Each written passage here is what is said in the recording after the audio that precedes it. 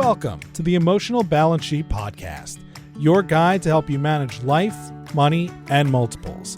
Each episode, host Paul Fenner, Tama Capital's president and founder, and the proud parent of 4 amazing children, including 1 set of triplets, will provide insights on successfully sustaining an active lifestyle, career, and family through comprehensive wealth management strategies, financial education, and lifestyle planning, specific to parents raising twins, triplets, and more. Learn more, subscribe to the show, or connect with Paul at tamacapital.com. This podcast is for informational purposes only and should not be relied upon for investment decisions. Clients of Tama may retain positions in the securities discussed in this podcast. Have you ever heard the phrase, never let a good crisis go to waste? Whether it's a global pandemic, a housing crash, or a great financial recession, recognizing and seizing an opportunity can be a life changer. This is precisely what Chris Dyer decided to do back in 2009 amongst one of the worst recessions we have ever seen since the Great Depression. Faced with cutting costs and laying off people to keep his business alive, Chris went from a sticks and bricks business to a completely virtual company. To succeed in a remote working environment, Chris points out that employees need to set boundaries, communicate those boundaries, both internal and external, and have the discipline to stick with it. Chris acknowledges that there's no natural start or stop time when it comes to working remote, which is why it's so critical for people to set boundaries so they do not fall into the trap of working constantly. Chris advises both employees and employers on how to create the right environment and determine what practical methods are necessary to make virtual work successful for all parties. Please enjoy my conversation with Chris Dyer. All right, so Chris, when I look through your LinkedIn background, it's really unique. I see like 4 or 5 different businesses that you're currently a part of. So I want to dive into your background. I think that's a good place to start potentially is what are all the things that you are involved with right now? Okay. Yeah, we can definitely do that. Big question right off the top. Right. Yeah. So, it's the main thing that I do, my number one focus is I'm the CEO of People G2. We're a 100% fully remote background check company. We've been fully remote since 2009. And from that experience, from the things that I have been doing and learning and really working on inside that organization, especially since 2009. So when recession hit 2009 and I decided we were going to go remote. I decided I was going to focus on my people as my number one priority, not my clients, not my services, but my people. And because when I went remote and I realized how much better that was for everyone, it was like a light bulb moment where I went, geez, I haven't really been thinking about my people like I was thinking about innovation or I was thinking about how to get new clients. And right. And so that was a real lesson for me that I should be spending my time worrying about them. They'll spend their time worrying about my clients and my services and everything else. And so that's where, when we started rapidly growing because of that, when things started changing, we started getting, awards and being named best places to work. People started asking me to come and talk about what we were doing and to talk about culture. And so I started, talking to 7 people at the back of Salon Z at a hotel, and worked my way up to, pre-COVID, I was speaking to as many as 15,000 people in the keynote, just that kind of giant type of a thing. So, and really talking about all the lessons and the things. And so along the way, that turned into a radio show and turned into a book and all of that. And then Kim Shepard and I got connected because she's always been my mentor. She was the one who went remote before I did. And she taught me everything about remote. But we talk about in the book is that Kim very often was the one who created the idea.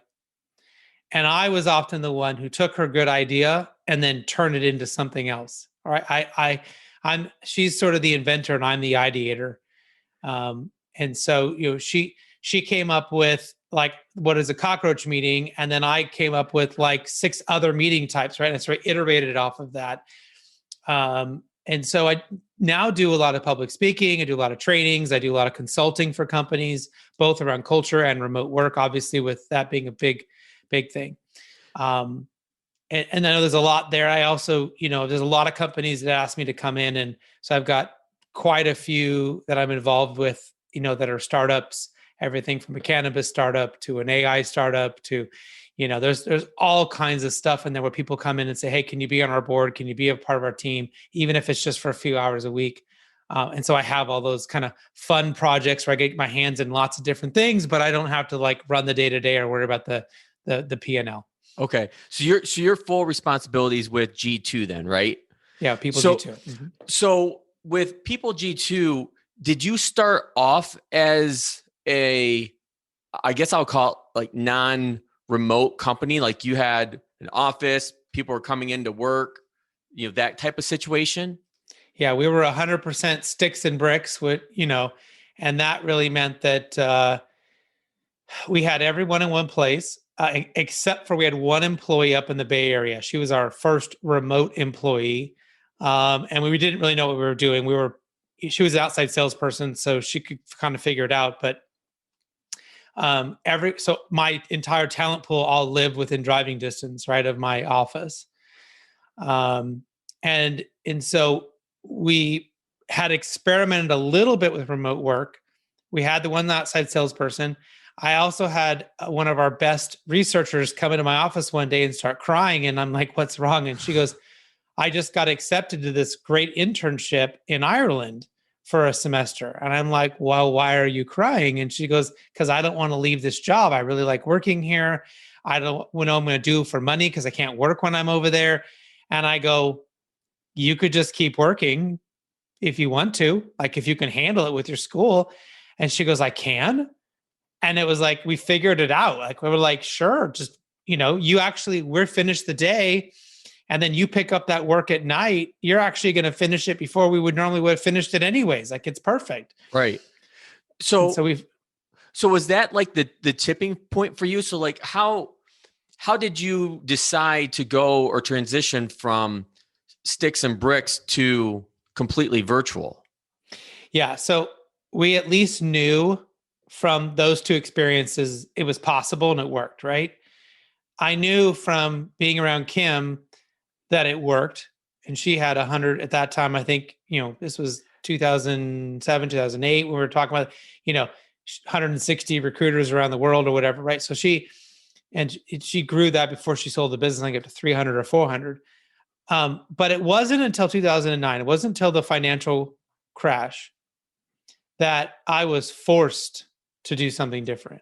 Much like people are forced to do remote work right now because of COVID, I was forced to make a decision: save money or lay people off. And I could save the money, I realized, by going remote. And I thought I might just do this temporarily. It might just be for while we were, trying to get through the recession. Some really good things happened. Obviously, I had Kim to model this after and ask questions. Our lease just happened to be coming up, and I could not, I could just not have to sign a renewal. That's good timing. It was like perfect timing, right? I mean, all this is happening, and then I'm like, within a month, I'm supposed to sign a renewal, and I go, guess what? We're not coming back. So we got rid of all of our utilities, all electricity. I mean, we had like giant phone system. We were spending $10,000 a month on phones and just all kinds of stuff that we didn't need. We found better technologies, cheaper. So we saved enough money to not only survive, but also to not have to lay anybody off. And I should note for the audience, you are located in Southern California. Mm-hmm. And so that is not a cheap place to live, breathe, or rent. Right. So that's what we did. And then later on, we realized, right, to your point, I don't have to hire people in an expensive market anymore. And I don't have to hire people just because they're within my driving. And we drive a lot in LA and Orange County. Driving 2 hours to get to work is not crazy. People go, oh, that sucks, but they don't think you're crazy for doing it, because I know a lot of people that do it. It takes 40 minutes to get to LA from where I live if there's no one on the road, but it takes 2 hours to get there most times because of traffic. Traffic's bad. Yeah. So I realized I could hire people in Ohio and in Utah and in Texas and in Florida and wherever I could find them, right? And it was even better if they were in a low cost of living area. And that also opened us up to other really cool opportunities, like hiring people who are physically disabled. They were perfectly capable of doing a great job, but maybe they can't get in a car and drive to my office. Maybe they can't, they're in a wheelchair or they're somewhat restricted at some reason. It's hard for those people to get jobs sometimes. They're ecstatic to come and work for us because they could work from home, right? And they had everything they needed already there, right? We didn't do any accommodations for them. They already had all the accommodations sitting there in their home. We started hiring spouses of military because, if you are a spouse of someone who works in the military and you go to get a job in that area, they ask you, "Oh, you're living on base? Your spouse is they know not to hire you because you're going to be gone in 3 months or in 6 months. They're going to lose you all of a sudden," right? And so they don't often want to take, not at a low-paying job, but at a mid-level job. They're less likely to hire people because they know they're going to lose them. I'm like, come and work for us. You can move all you want. You get stationed to Hawaii, you get stationed to, Georgia, you get stationed to Germany, go right ahead. You want to keep working for us, you can. So it allowed us to take advantage of these incredible talent pools I could never, ever get to. So that kind of dovetails into one of the questions I wanted to ask was how you became this remote work expert. And before you answer that, or maybe you'll answer this with this next question, or kind of two questions in one here, is how did you, I know you're a big culture guy. So how did you transition from sticks and bricks culture to remote culture? Because my wife works for, corporation. All my family's mainly family office clients work for bigger corporations, and they've had a tough time transitioning to that, especially here in the Metro Detroit area where I'm based out of. There's a lot of old school companies, and they didn't like remote work before COVID. And I'm not sure if they still like it today, but they've kind of it's been forced upon them. So if your culture sucks, remote work is terrible for you, right? It actually makes your culture worse. You will really struggle. If you manage people by watching them, by micromanaging them, by they better get there by this time and they better not leave before the boss leaves and all that kind of crap, that is old school, outdated management. That is not good leadership. And so if your organization is filled with that, absolutely you will see that. So I worked with some really great organizations last year that were trying to figure it out, that wanted to get it right. Johnson & Johnson, IKEA, the National Health Service in the UK, Citibank. I mean, these are people that I came in and worked with them. And it was a good reminder, something that Marcus Buckingham talked about in his book, The 9 Lives of Work. Your experience for culture, I mean, there can be a larger corporate culture, right? We all kind of understand in a basic level the difference between Amazon and Apple, right? The difference between Facebook and Twitter. If you read anything about those companies, you can pick up a general sense of what their culture is at a very macro level. But for the average employee, culture is about what happens to them with their manager and the few people that they work with the most. Yeah, it's very personal. That's their culture. And what all the studies have found is when people rate, say, how do you feel about your team? How do you feel about people you work with? How do you feel about your boss? Those directly correlate to how do you feel about your company? How do you feel about your culture? How do you feel about leadership in general? They're almost identically answered. So if you want to get culture right, you want to get remote work right, you got to go down to the team level, to that small level, and get it right there first. Yes, the company can help at a macro level with technologies, having the right programs, having the right, laptops and access to Wi-Fi or whatever. I mean, the company can do things to make things better, but the managers themselves have to make that team environment work and work really well if they want it to work. So if that manager is used to hearing paper rustle and staplers clicking and that's productivity to them, they're they're going to hate remote work because or if they're the kind of person that likes to hear themselves talk or pull people into a conference room so they can sit and hold court for 2 hours, right? Because that's how they get, that's their validation for their life. Those people die in remote work. And that's a good thing, right? But it's hard to change if you're that person. How, in the decades that you've been working virtual and talking to companies, how long does it take a company to transform from that stodgy stick and brick culture, if you will, to more open, just to be open to remote, letting people work a day or two from home to now, full time?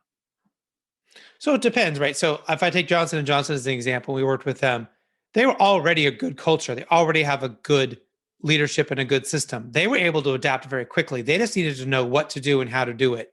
We didn't have to go through the stuff of the bad leadership stuff, right? We didn't have to also worry about that. So they had a one-headed dragon to deal with, which is remote work. You're talking about, what does the organization do if they don't have remote work and they have bad leaders, right? They have this old school, right, command and control, do what I say because I say so type of a system. And, we do everything the same for everybody. And this is just how it's always been done. That's a 2 or 3-headed dragon, right? That's a lot harder to deal with. And so those organizations, it takes a lot longer and usually takes a real commitment by the company at the highest levels of leadership to say, this is what we're doing. This is what we expect. And if people aren't meeting those expectations, they need to get rid of them. There's an old saying I love to kind of repeat. The people that got you here aren't necessarily the people that are going to get you to the next spot, right? The people on the bus right now aren't necessarily the people on the bus you're going to need tomorrow. And here we are the future of work has arrived.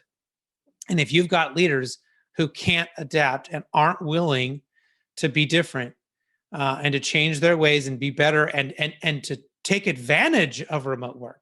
Remote work has so many advantages. There are so many good things you can get from this and be more productive and have your teams do more work.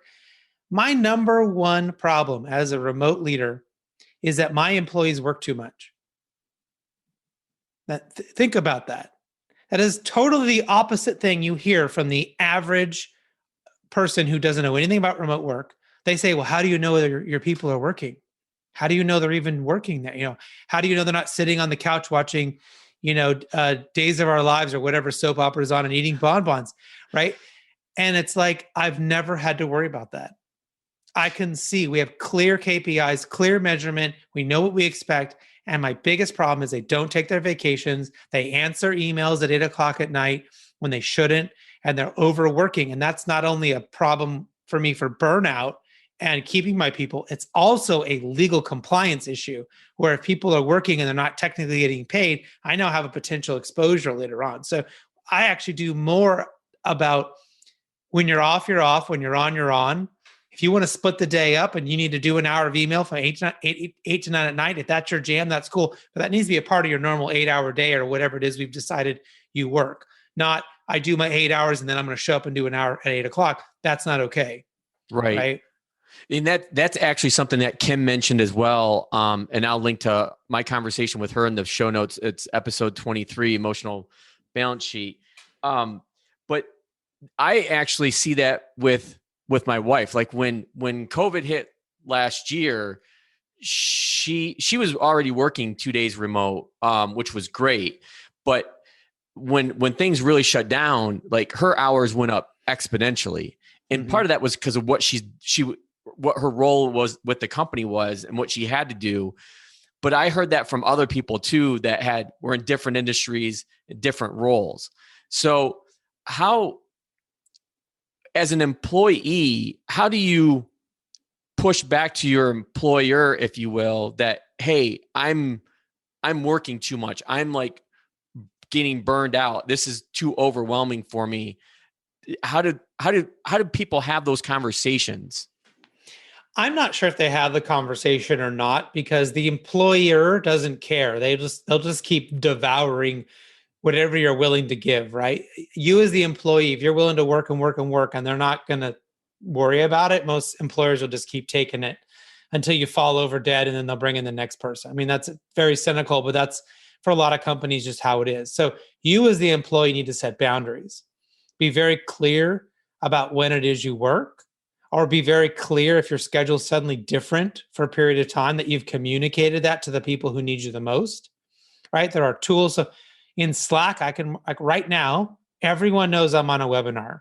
I went into Slack, set my status to webinar for 1 hour, and people know that if they're writing to me, I'm not going to see it and I'm not going to answer them until I'm done.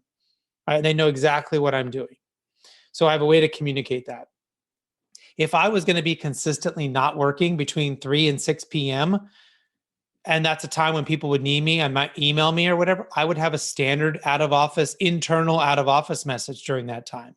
Most out of offices will let you have an external and an internal.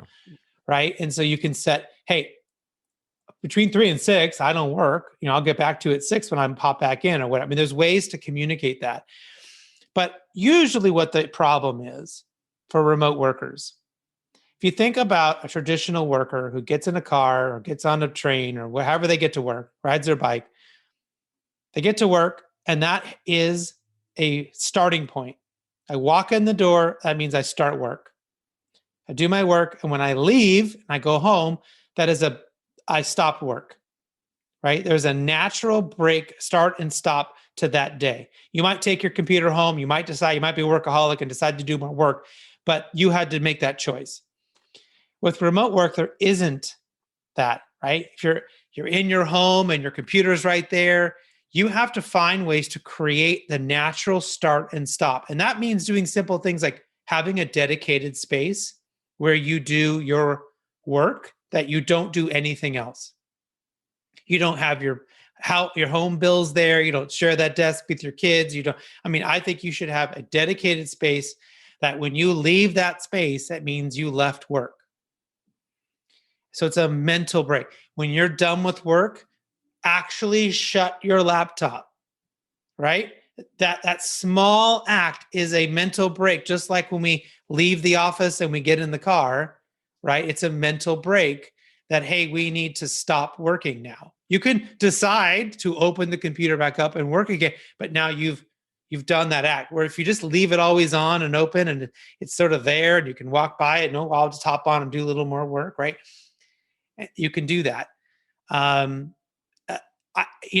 last part is, I think it's really important for us to have mobile redundancy for a lot of things. But when you say mobile redundancy, what do you mean by that, Chris? Like, I have my Google Drive on my computer and my phone. I have my Slack on my computer and my phone.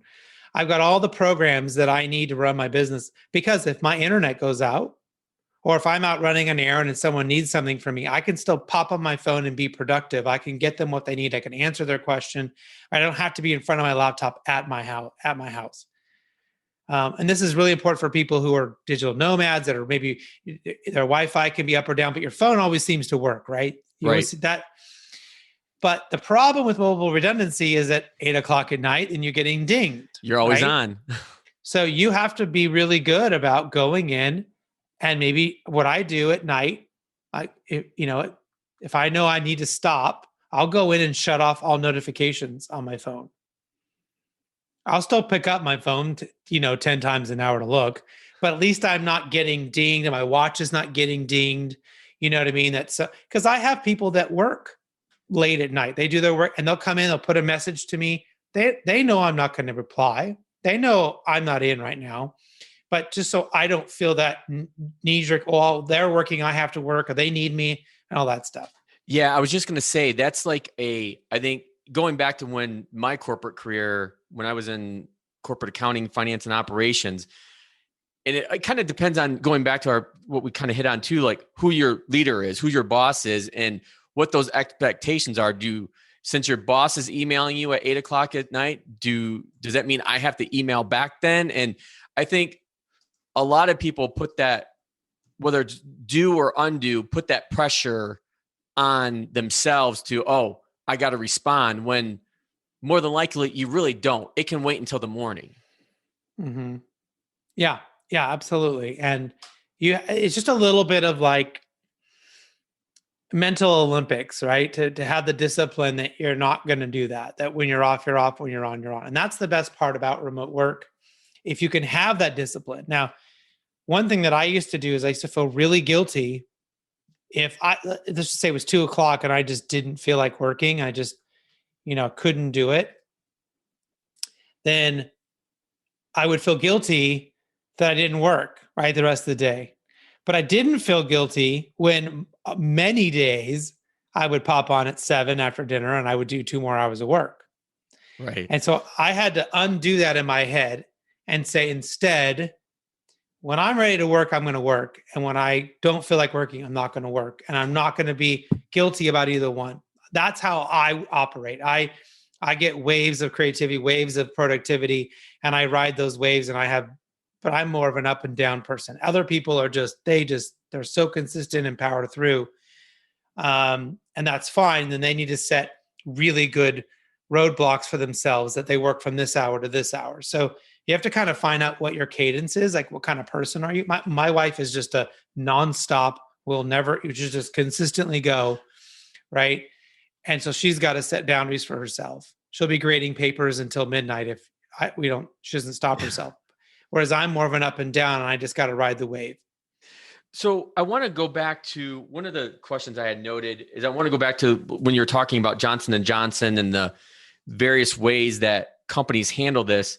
With your experience, do you see differences between small, medium, or large size companies when it comes to their willingness to offer more remote work, or is it doesn't matter what the size of the company is? Well, let's just say pre-COVID, certainly smaller companies were definitely more likely to utilize the strategy and be willing to consider it. Because if you had a startup, you're a new company, thinking about new stuff, you're really forced into, I need to find the help I can get that I can afford. And so people were more willing, and they would get, might have people all kind of working remotely. That was very common.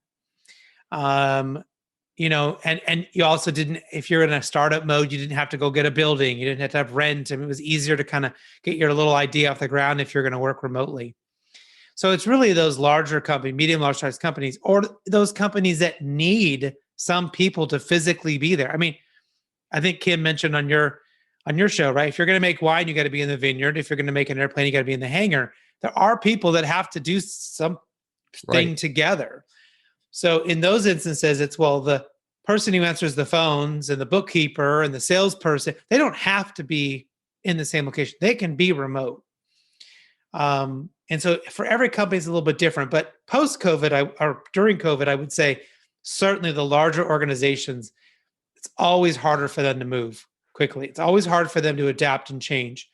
I give them a lot of props for the amount of change they actually did do. They were forced to, right?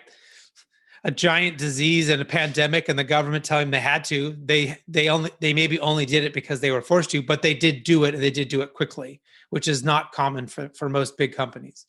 So actually, it's ironic you said that, because I was looking at my notes and I saw on your website you have this quote where regarding remote work, it's not a forced pivot, it's a chance to excel.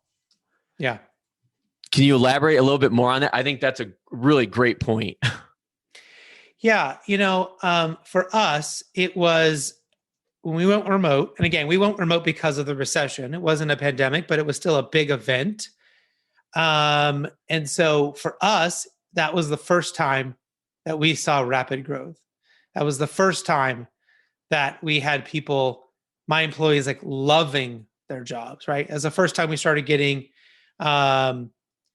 awards and getting, attention. And so I think for people, if they want to use remote work, whether it's for everyone or part of their population or hybrid or whatever, allow that flexibility. I mean, we talked about some of those different types of workers that I was able to attract. I mean, you think about some of the parents that stay home with the kids, and this is men and women. There are men and women that choose to stay home to raise the kids or to be there for the kids. You often have a supercomputer who's got 2 degrees and can outdo anybody else you have on your team that is spending their entire day being a taxi driver and a laundry service, right? Right. And they're happy to do it and they love their kids and all that. But like they're ecstatic to come and do 4 hours with you or 2 hours with you. And I could utilize that person. Often I get 3 or 4 of those people and they're only doing 3 or 4 hours a day. But on Fridays they can't work because their kids don't have school that day. And I'm totally willing to be flexible with them. The caliber of person I get, right, is totally different than someone who's like, well, I can definitely work all the time. So there are so many advantages, right? I talked about how, if one person's spouse gets relocated, you don't lose your employee. I mean, I've had good employees I lost because they were married to someone who got relocated prior to us going remote. I can hire the same great, VP of marketing, maybe even a better one. But in Kansas, in Ohio, in Michigan, they're at least 40% cheaper than they are in LA. At least. Right? What do you think? So this is more like an economics question, but I'm sure you've kept up on this, is that there's certain cities throughout the country now that are offering tax incentives for people just to relocate to their city, knowing that they're going to work remote.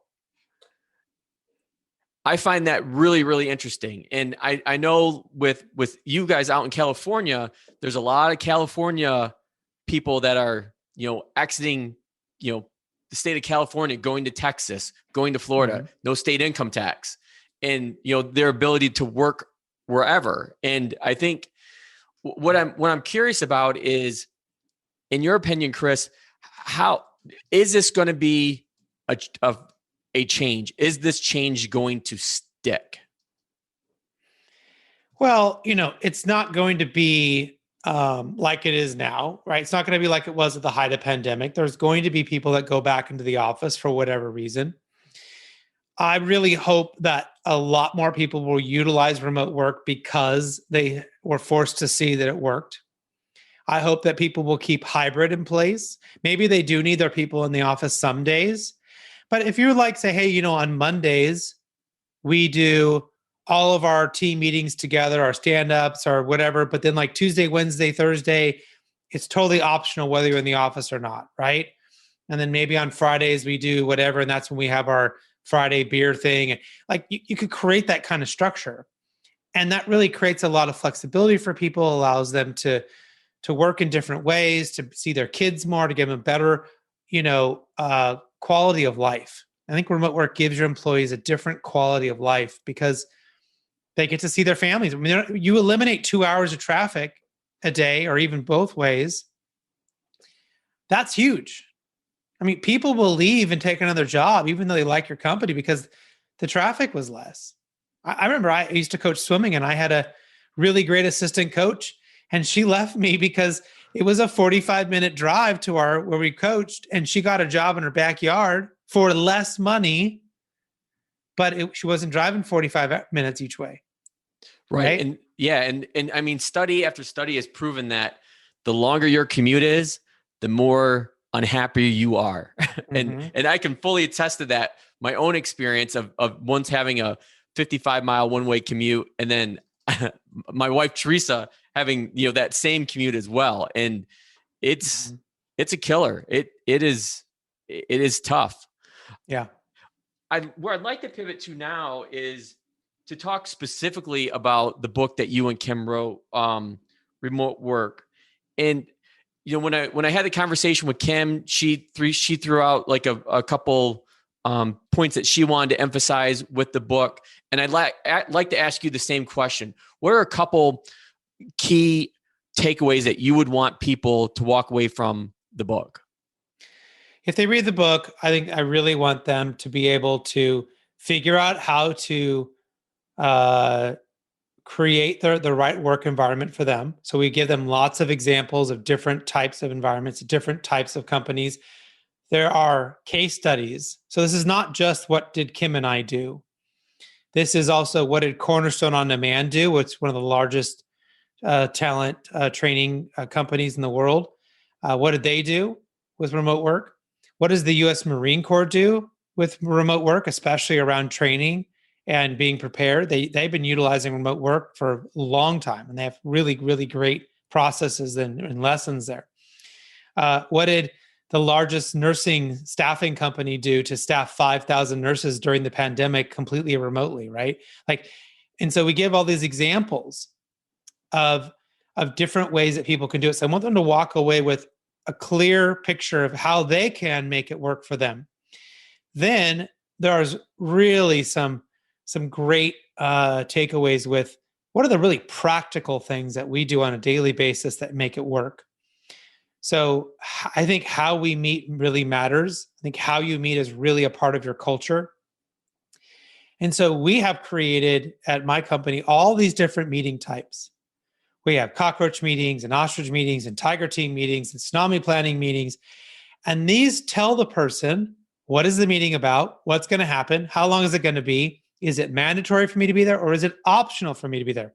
A lot of our meetings are optional to attend. And you know that by the name of whatever that meeting is. And so again, if you get invited to a meeting at 3 p.m., but you're off at 3 p.m. normally, you can let them know. You can decline the meeting and say, hey, I'm out from this time to because it's optional. You get invited to a mandatory meeting at 3. Well, then you go, hey, I'm not usually at 3. Can we change the time or figure that out? So, there's a lot of room for us to meet very effectively. What I've been hearing lately with people saying, their boss calls a meeting and it's a guaranteed hour, sometimes 2 hours of just them being on. It's just this nonstop meeting. That would never happen in my company. That is ridiculous, right? If we did have to have a long meeting, which is unusual, we'd have breaks every 30 to 45 minutes, for 15 minutes so people can catch up on email, then go to the bathroom, they get something to drink, then we come back and we restart again, because I don't want them not paying attention. If you're on for 2 hours, no one's paying attention to you. They're doing their work. They're on Facebook. They're on Candy Crush. They're doing something else because no one wants to sit and stare at their team for 2 hours, right? So I asked them for high focus. Can we sprint for 45 minutes, and then I'm going to give you 15 minutes to go rest and do what you want. We'll come back. We'll run hard again for 45 minutes and then rest again if we have to do a longer session. So you're really trying to you're trying to change how we meet too, which is really interesting, because I think that's, I remember back in my corporate days, I'm like, that was awful. Like I know there was some weeks where literally I would be in meeting after meeting, day after day after day, and I wouldn't get anything accomplished unless I was working on it at night. And that's a part of corporate I certainly do not miss at all. Yeah. And that's something I've been working with the companies on lately is creating these optional versus mandatory meetings, right? Helping them determine what needs to be a meeting and what can be done asynchronously, right? What can be put just in as notes or into Slack or into email or whatever they use. I know recently Edwards Life Sciences, pre-COVID, Edwards Life Sciences figured out that they had people showing up late to meetings all the time. And that's because all the meetings were being started at like top of the hour and they were going for an hour. And then their facility is so gigantic. Their campus is so big. No one had time to walk from the meeting that they just got out of and make it to the next meeting on time. So all the meetings had to start at like on a 15 or a 45 or something like that. And then they couldn't be longer than like a half an hour, 45 minutes. Like they had, and so that way people had time to walk to the next meeting so they weren't late, because every meeting was starting late. Yeah, and that's an excellent point. One of the things I wanted to focus on or have you elaborate on with your book is what you and Kim are doing as far as the offer that you're giving to people. Talk about that, because I think that's pretty special, and I want our audience to know about that, especially those that might be in senior or leadership roles that could take advantage of what you guys are offering with remote work. As we were writing the book and we were talking to people about this, we kept hearing, I want to buy 10 of these books or 25 of these books, or I'm going to get this for my whole team, for my whole company. And I really want, so we all can read at the same time and take advantage of the lessons. And that's a really great way to upgrade your culture very quickly, or upgrade what's happening, is to get everyone to read that one book at the same time, talk about it, discuss it, realize what works, and then implement strategies. So to incentivize people to do this, I went back to all of the people in the remote world that I know that have incredible remote offerings. And some of these offerings aren't necessarily remote specific, but they certainly would help a remote company or anyone who has remote employees, and said, hey, I want to incentivize people to buy the books. Would you be willing to give away some of your best stuff or discount some of your best stuff if they're willing to buy the books? And they said, sure. So I had 50 companies come to me and say, if someone buys 10 books, I will give them a 30-minute coaching session on how to do this thing. If they buy 25 books, I'll give them an hour, right? Or, someone who's an expert in diversity and inclusion training, she said, if someone buys 10 books, I'll give them an entire guide on how to do it. All the way up to, if they buy 500 books, she's going to give them a 2-day all-inclusive training for their entire company, right? So people knew that there is this need out there.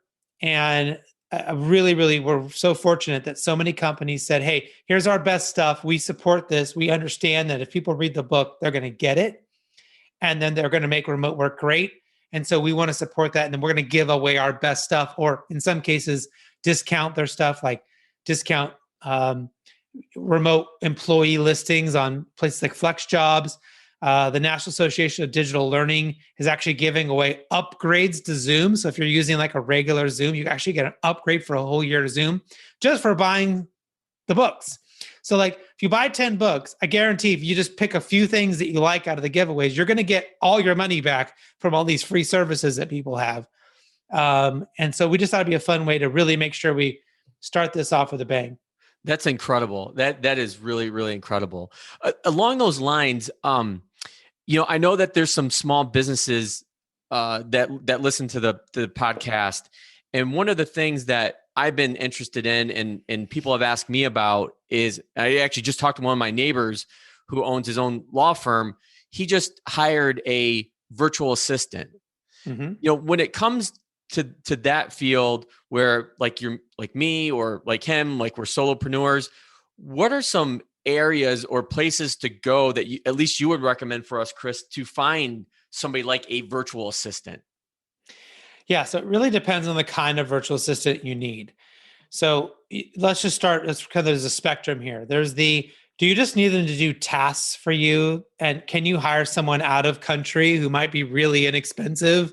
Like, do you just need someone to like do these really mundane tasks? And you can go to, I think Freelancer has been changed. Not Udemy. There's Upwork and several of these places. We can go on there and say, hey, I need someone who can, do these tasks for me, who can create these posts or, create me these little graphics or whatever it may be. I think that's a good place to go. And you can decide where, what country and what level of expertise people will bid for your service.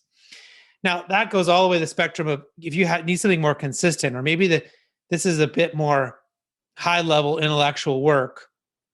Like Kim and I have had virtual assistants who literally go into our email. We hire them in a different time zone. So they go into our email in the morning and clear out all the junk. They respond to anybody they know they can respond to on our behalf and clear that out of our way, and then flag for us the most important stuff that they know we need to see or that we have to respond to. So when I walk in and I see my inbox, it's already been cleaned up for me. That's got to be an incredible feeling. Right. My inbox is small. People have already got their answers. I had people say, I didn't know you worked at 3:00 in the morning. Like I didn't. Yeah. I'm always working. Yeah. There's my virtual assistant in there doing that. So there's some great resources like the Virtual Assistant Association, Melissa Smith. If you can't find her on LinkedIn or that association, DM me on LinkedIn. I'm happy to make a referral. She's got an entire association of people that do that job. Some really great ones out there. But what was her name again, Chris? It was the Virtual Assistants Association. Her name is Melissa Smith. Okay. She's connected with me, and if you could find me on LinkedIn, you could find her. I know her name's there's more than one Melissa Smith out there. So But if you have any trouble, let me know. Okay. She's, they've got people who are going to work for you a lot, right? You may have one person who's working full time. You may have someone who's working half time for you. So it just sort of depends on what you need, right? You just need a little bit of help with some side projects. You need a little freelancer person who can handle some stuff, who can do some copywriting or graphic works for you. I've had those people and that works great. And I can usually have hired them all around the world, or project based. I mean, Fiverr is really based around that whole need, right? You're like, oh, right. I need this one thing. I need a new intro for my podcast, or someone who will go and record that for you. But that's sort of a one-off thing, up to I need to hire somebody as a virtual assistant. Okay. One of the last topics I want to get to is I want to talk about your podcast, Talent Talk. Mm-hmm. Talk to us about what that is. What's the focus of your podcast with that? So for many years, as I was basically trying to figure out all this culture stuff and remote work stuff and everything, so I would go to a lot of conferences and I would go and hear a lot of people talk, and I would, if I could corner them for 5 minutes and ask a bunch of questions, I was happy, right? Or if I could get them on the phone, if I could, I would send notes out or emails out to people and say, hey, really admire your work. Can I have 5 minutes? Like, I promise literally 5 minutes and you can hang up on me. I just want to ask you a few questions, you know what I mean? Pick their brains. And there was certain questions I was really interested in. And I can give you an example one in a second if you want. But, I found that by asking these talented people about what they did to be so talented and how they were managing their talent and what were they thinking about and what books were they reading or what books did they always suggest people read, by just getting those few consistent questions answered over and over and over again, I kept getting incredible detail back. And it really helped me up my game very quickly, right? Instead of asking your friends who you invite to dinner party what they're reading, you're going to get all kinds of stuff. You go ask the CEO of the company who you admire most what they read, right? Or what book they always suggest people read. That's a real answer. That's the one you want, right? Because your friends from your dinner party are probably going to give you they're reading Twilight to, whatever, Rich Dad, Poor Dad or whatever. I mean, that's not what you're going to need to make your business go, move forward. So that I took that idea, and one day someone asked me to actually do a live radio show, which I still do through the UCI Applied Innovation Campus. And then we turned that live show into a podcast. And so it's all about picking the brains of talented people, specifically around talent issues, right? Your business and talent. So I'm not talking about contracts. I'm not talking about sales. I'm not talking about marketing. I'm talking about managing your people and what are the things you need to be doing and reading and thinking about so you can be better. Even if you're not the CEO, even if you're just started a brand new job and you just got out of college, there's plenty for every person to learn. If you're in the mindset of being a lifelong learner, I think my show is a good place for you to land every once in a while. That's great. Yeah, and I'll definitely put that link to your show in our show notes for this one. And so I know I only have you for a finite period of time, and as we've talked about meetings and making sure we're on time, I think I'll get to my closing question that I ask all my guests, which is, what is the best thing about being a parent? What is the best thing about being a parent? Well, I just got through having 3 teenagers. I only have 1 teenager left. So congratulations. Often the answer is nothing when you have teenagers. When I had 3 at one time. But I would say the best thing about being a parent, is seeing what they end up deciding to do, like what they end up deciding to be excited about. Because, like my wife and I were big sports people. I played water polo and I swam my whole life. I played soccer my whole life. She played basketball and soccer her whole life, right? And so it was so funny. We thought for sure we'd have a water polo player and a basketball player, right? And we liked soccer. We played soccer, but that wasn't like our main thing. We coached basketball and we coached water polo. I coached water polo. None of my kids want to be water polo players. None of them want to be swimmers. They tolerated the basketball. They were like, soccer was their thing. They were a competitive team, lived, breathed, and died soccer. And so it was just so interesting. Like I thought that my kids would have more of what they ended up liking to do would be more impacted by us. And it was really interesting to see that it really wasn't. Their interests were so diverse and so different. It was fun to learn new things and do new things. In fact, I started learning guitar and ended up being in several bands and all this because my kids wanted to learn guitar. And I was sitting at the guitar lessons for an hour waiting for them every, once a week. And I said, this is stupid. Why am I sitting here doing nothing but, playing Candy Crush or Facebook or whatever? I should go take a lesson. Right. And so I took a lesson when they took a lesson because they were interested in it. And then, of course, they quit after about 6 months and I kept going. Right. I ended up finding a real passion around it. So I think it's the best thing about being a parent is I think maybe seeing where they go and learning and being exposed to new things if you're willing to like kind of chase your kids down the rabbit hole to the stuff that they're interested in. Well, that's a really fascinating answer. And the most interesting thing about the podcast for me anyways, has been people's response to that question, because as you probably well know, I have a set of 10-year-old triplets and an 8-year-old as well. And they go in all different directions. And like you, I can relate right now, at least they don't share a whole lot of interest with dad. So, right. You're in the prime time years, man. You're about to get into the absolute best years when they're old enough to get interested in things and want to be around you and do things. But they're not rolling their eyes and they're not, sneaking out in the middle of the night and all that. It's not teenagers yet. So yeah, you're in your golden years, buddy. But pain is coming. Pain is coming. So be ready. I got it. Well, Chris, I can't thank you enough for being on the Emotional Balance Sheet podcast. This has been a real blast. I'm glad that Kim Shepard hooked us up, and I'll have a lot of great links in the show notes, and hopefully we can get some people on your book deal and take advantage of that great offer that you have with really helping people out, which I think is a major focus for you. And I know it's been that way for Kim Shepard as well. Yeah. And they can find everything at chrisdyer.com/remote work promo, or they can message me, but they got to get those books pre-ordered before May 25th.